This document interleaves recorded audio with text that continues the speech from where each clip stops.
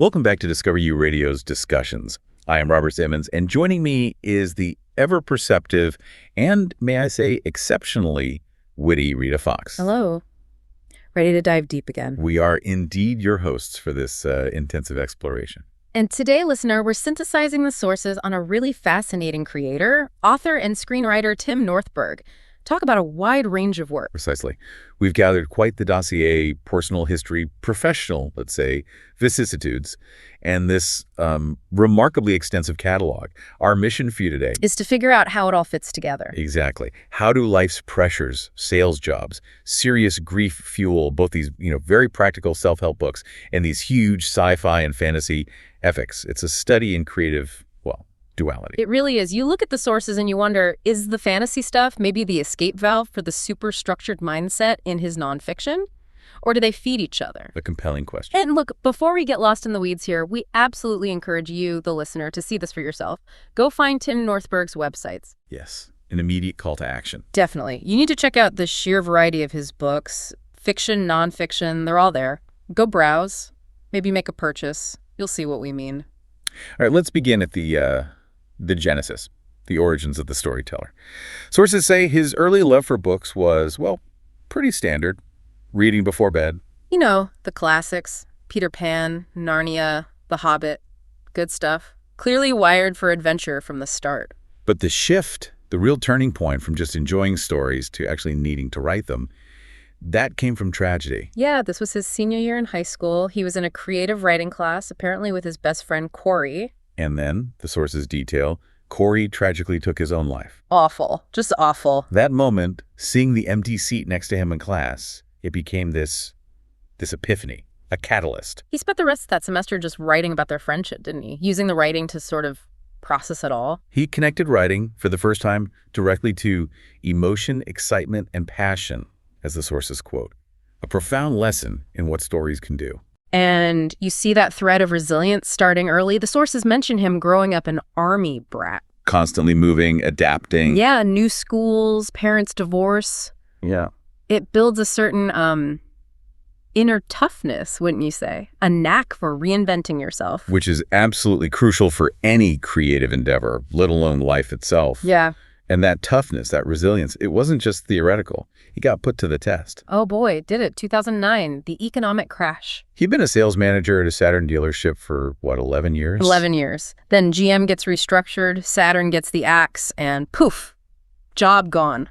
Major financial stress. A brutal situation. But this is where it gets kind of wonderful in a strange way. Right out of that stress, he started journaling, trying to cope. Looking for symbols, inspiration. Yeah, like in those motivational books, Rhinoceros Success, that kind of thing. He needed a symbol for joy, for playfulness, to counteract all the pressure. And he found it where? At the Denver Aquarium. Watching river otters just playing. Pure, unadulterated joy. The perfect antithesis, wouldn't you say, to the gloom of the recession? Totally. So otters became his symbol for finding happiness, for being tenacious even when things are rough. And that, you guessed it, led to the novel Otterosity. And the companion Otterosity, Field Guide, a rather whimsical origin story. But here's the kicker. The sources are clear. Even with the cute title, the novel itself deals with really heavy stuff. Job loss, money problems. Even thoughts of suicide. Stemming from that kind of financial devastation. It's a perfect example of him using a sort of lighter frame to explore some pretty dark human territory. It truly demonstrates that blend we see recurring, the motivational impulse fused with deep emotional reality. Which brings us neatly to his dual-track catalog. Okay, let's break it down. Track A, motivational mindset. Stemming directly from the trenches, as it were, his long career in sales management since 2001. Right, so this isn't just theory he read somewhere. This is stuff forged on the sales floor dealing with targets and teams. And it coalesces around this philosophy of, meticulous goal setting. That's his goal-setting trilogy. Decide on it. Realize it. And the workbooks that go with them, very practical. The sources trace this back, interestingly, to advice from his high school swim coach. And those goal-setting drills common in the car business. Makes sense. Structure and discipline. But it's a holistic structure, isn't it? Yeah. He focuses on 8 core life areas. Yeah, mind, body, money, work, social relationships, belief, family, the whole picture. Success isn't just one thing. And the way he frames these ideas often involves these wonderfully idiosyncratic analogies. The antergy mindset, for instance. Ah, yes. Channeling the ant, their energy, their resilience, how they work together. It's memorable, you have to admit. Or what about sales as mashed potatoes? Oh, I love that one. It's so grounded. It's like, forget the glamour. Sales is often just digging in the dirt, being persistent, doing the hard yards before you get the reward. The mashed potatoes payoff. Yeah. It undercuts any get-rich-quick fantasies. Yeah. Very pragmatic. And then there are the management guides. Boss manager, buddy manager, or leader? That's a key question. And the concept of manage last. Prioritizing the team's needs first. Flipping the pyramid. Okay, so if any of that pragmatic, real-world strategy stuff grabs you, and honestly, who couldn't use some solid goal-setting or management advice, this is probably a good moment to remind you. Indeed. Go find Tim Northburg's guidebooks. His nonfiction offers tangible strategies for business, for personal growth. It's all readily available on his websites. A worthwhile investment. Definitely check those out. Okay, sharp pivot now. To track B, the imaginative core. How does the goal-setting guru also conjure up these vast fantasy realms? Maybe it's the necessary balance, like you need the escape to keep the structure from becoming too rigid. A plausible theory. His longest-running project is The Artifacts of Merlin's Saga. An 8-book series, developed over 8 years, starting way back in 2004. That's commitment. Following Merlin's grandson, Zebulon Finnegan, on a quest. Classic fantasy trope, but clearly with depth. And there's world building supporting it, like the prequel, the Decnalab Codex, setting up the mythology. The Prophecy of Rye, leading into Zebulon Quest, Book 1. It's a whole universe. But what I find really cool is how even his fiction sometimes solves a real-world problem, like Autorosity helped him process stress. Remember the Fletcher Barn? Ah, yes, the hybrid novel, graphic novel. Tell us about that motivation. It came straight from kids, elementary school boys asking him, where are the pictures in his books? Wow. Direct market feedback. Totally. So, inspired by things like Hugo Cabret, he thought, okay, let's tackle reading reluctance head on. Combine shorter chapters, keep the pace moving, but pair it with these engaging graphic illustrations. Keel Johnson did the art right. Yep, so it grabs those reluctant readers, keeps them turning pages. It's a smart blend of visual and text. Solving a problem creatively. Now, from fantasy and middle grade to the cosmos, let's talk sci-fi. His new novel, Exhibitant. Which started life as a screenplay, interestingly. And asks a rather profound, almost existential query. Huge. Is humanity just an exhibit? Like, are we in some cosmic zoo for higher beings? Could Earth be a deliberate seed colony, planted and watched? It's high concept stuff. It definitely feels like a confluence of influences. You get hints of Walter Mitty's journey, the isolation of Castaway. The wonder of contact, the scale of Interstellar. Right. And it follows the zookeeper, Alex Mills, who ends up on this alien ark, the Tellurian. Sounds like a wild ride. It taps into those big what-is questions about our place in the universe. Fascinating.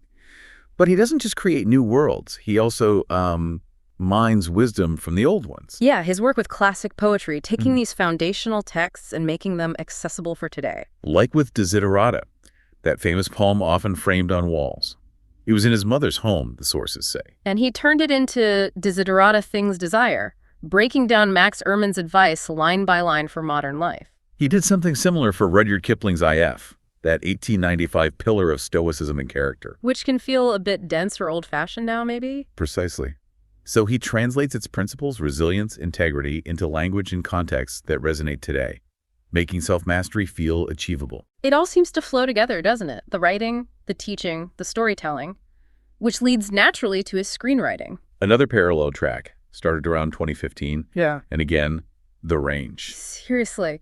A romantic musical, that sci-fi drama we mentioned, Exhibitant, a female-led Western, The Vengeance of Eleanor Dumont. Sounds intense. Plus a TV dramedy pilot. He's clearly comfortable across genres and formats. And getting recognition, too. Placing well in big contests like Page International, the Inroads Fellowship.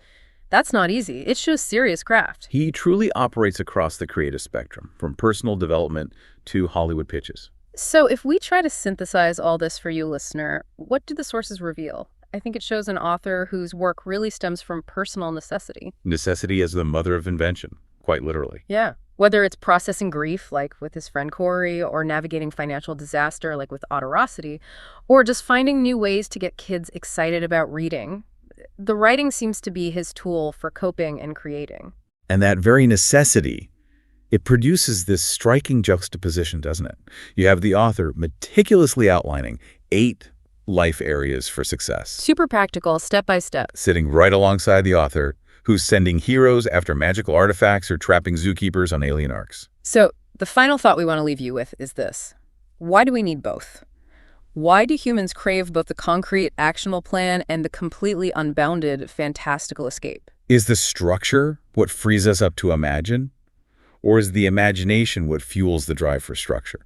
Maybe that duality isn't a conflict at all.